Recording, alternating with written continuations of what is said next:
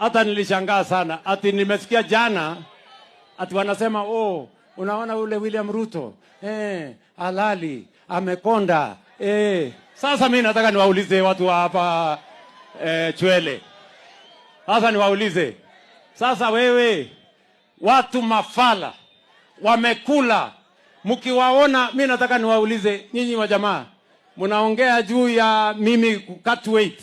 I am intelligent to know when to cut down on weight so that I can concentrate on what I want to do.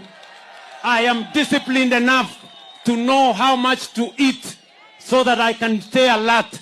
Nyinyi mumekula mpaka tumbo karibu inapasuka. Mumekula mpaka kichwa imefimba na kiburi. Na nataka niwaambie, tafadhali endeni mjiangalie kwa kioo. Use the mirror. Mwende muangalie vile mmekaa. Kichwa imefimba. Tumbo ndio hiyo karibu inararua mashati. Tafuteni gym kwanza, muende mufanye exercise kidogo. Na mupunguze kukula chakula mingi. Ndio muache kulala kwa mikutano. Hata mnaharibu hewa huko mkutano mkiwa mumelala bure kabisa. Watu wa Bungoma hoye! Bungoma hoye! Hawa watu ni bure ama si bure?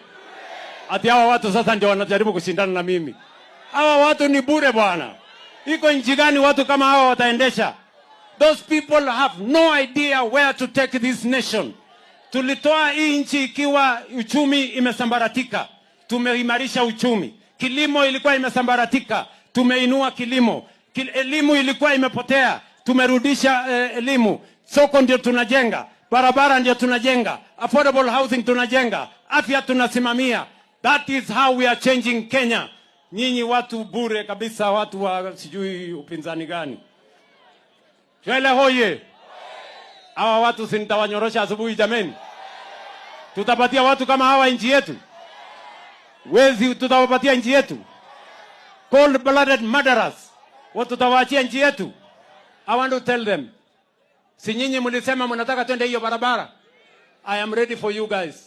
Kama wanataka twende hiyo barabara niko tayari. Kwa sababu 1% of my time I will deal with you. 99% of my time I will serve the people of Kenya, transform our nation, take our nation to the next level. Bungoma hoye! Bungonya hoye! Munasema tuendelee na maendeleo. Tujenge barabara.